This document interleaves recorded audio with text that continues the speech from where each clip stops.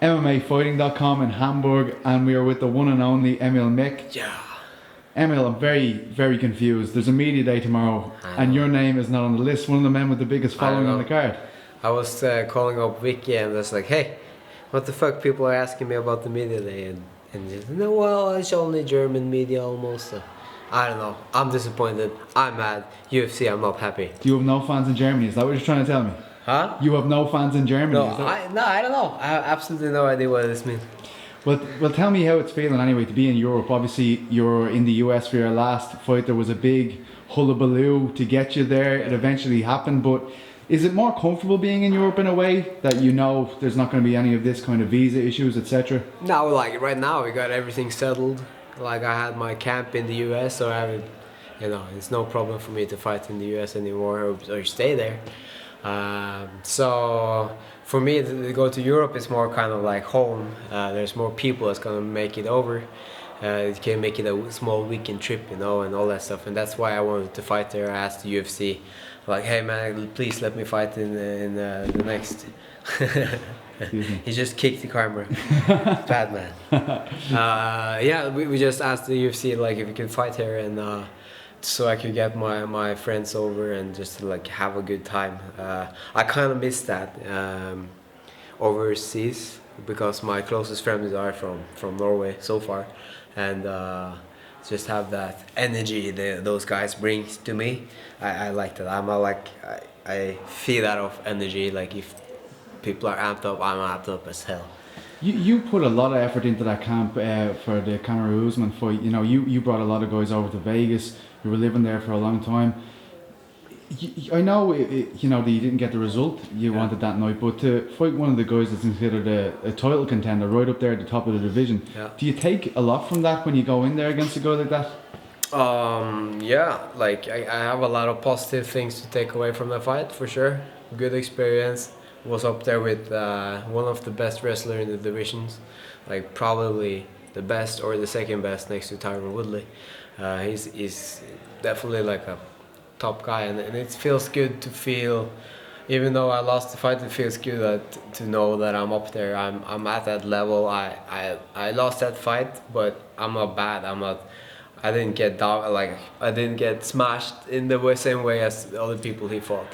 I felt like. To be honest, I look better than most guys he fought. So I have a lot to take away with that. There was some people that were thinking like this is too much for him. It's his second fight in the UFC. You obviously go in, you gave a very good account of yourself. But I mean, in hindsight, are you kind of like you could have done with a slower build, or were you happy? Would you have taken that opportunity every time? Every time, every single time. I'm not here to like. I don't know. I think I have a different mentality than most guys. I really want to just go in and go for it 100%. And I want to like a slow build up. I never had that in my entire career because like in Norway, where MMA is illegal to compete in professionally, we had to travel outside of our country, live in the hotel, pay for our travels, everything to do it, and so I never had that home advantage, and I was always matching up with hometown favorites and all that stuff. So from the right off the bat, I was like getting like hard fights, and I never wanted any easier way, and then the way I got into the UFC is beating Polaris, which is like he was a highly ranked the most feared opponent. guy pretty much in Europe that was fighting in Europe. Basically, and that's the kind of people I want to fight. I want to fight the very best. I want to be up there, and I want to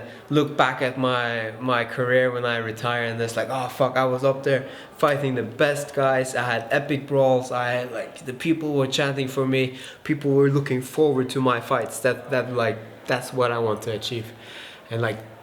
I want to fight Cerrone or like Matt Brown, like those warriors that just like to be able to just like sit back and like, oh, I fought those guys and those were the toughest motherfuckers out there for sure. Do you think it brings on more leaps in you when you're kind of taking on guys that are, maybe some people think they're a bit too far of a stretch? Do you think that forces you to improve even quicker You giving tasks like that? I think so. I think I told everyone before the Usman fight that it's fight like this I live for. It's fight like this where I just said, okay, I need to improve. I need to get better. I must do everything I can to get better at this. And it's just the mind is so powerful when you really want something. And for me to get fights like that will every time it will give me a more every time I will get more motivated and just be fucking happy with that. Yeah, so I try to, for this fight, I try to have the same mentality, just like, okay, Emil, you need to get better, you need to get better so you can beat those top guys next time. What do you think of your opponent this time around, Bartosz Fabinski? What do you do a lot of homework on guys? Do you like to know everything they're doing? And what do you expect from him in this fight? I try to expect the best version of him. He's a strong guy, you know, strong Polish guy. Like, he uses a lot of strength. And I think, to be honest, I think that's a little hard to fight against because I'm strong. And if he's strong, and I want to feel like, okay, you think you're strong? I want to show you that I'm strong. And then, you know, it's trying to wrestle them like with strength. So I think that's actually kind of hard to do because I'm used to be the stronger. Right. Or I want to be the stronger guy. But I just picture myself like I picture myself winning every single second, and he's a strong guy. I think I don't know how.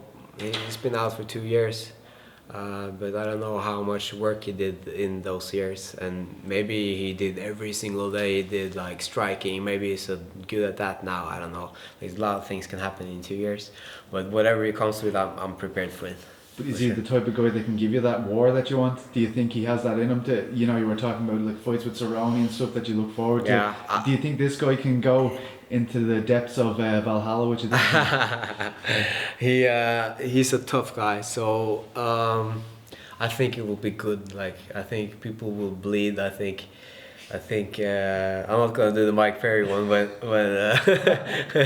I think it will be good fight, like, cause he's so strong and he's gonna try and push me.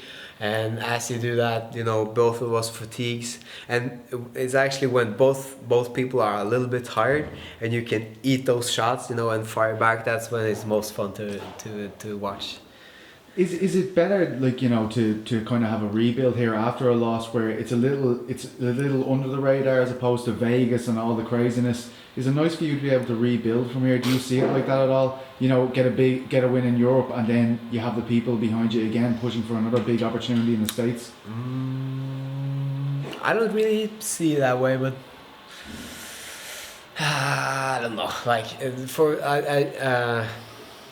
I'm aware that it's a under the radar fight, and it's more of a card, right? The card, yeah, in general. I know.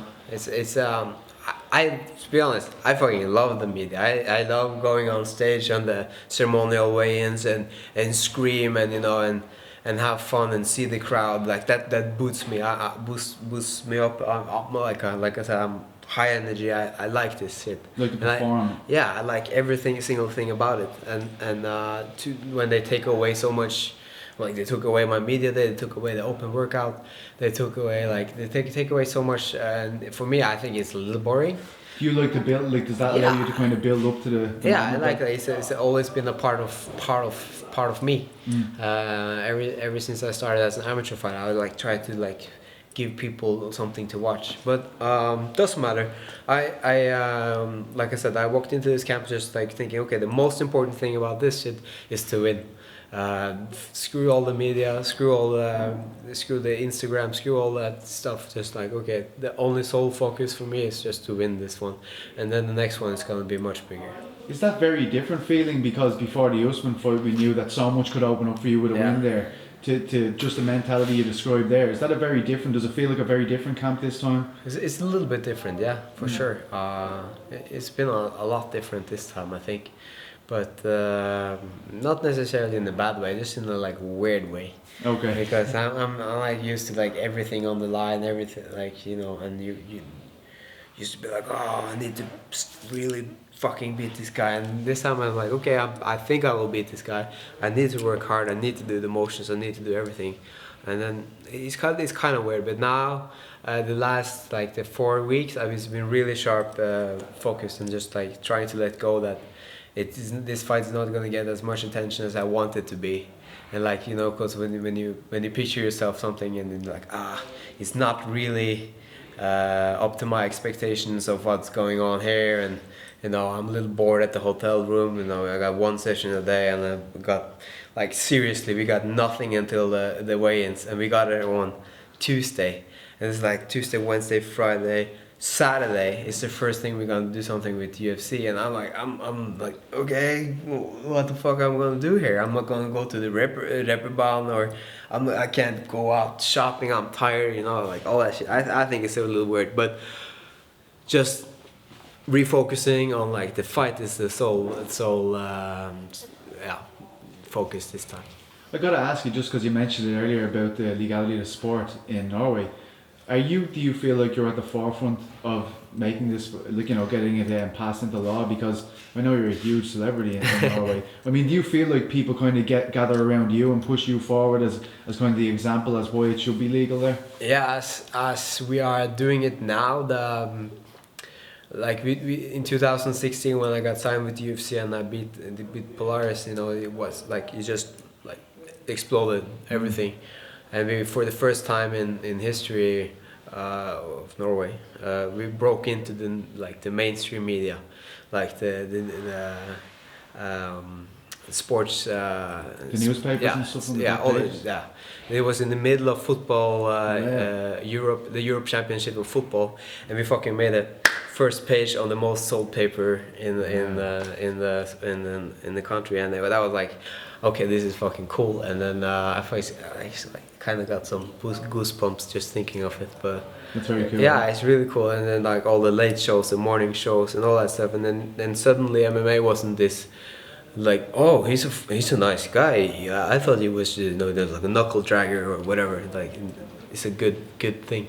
So I think if I just keep performing and winning, the politicians will get behind it eventually, for sure.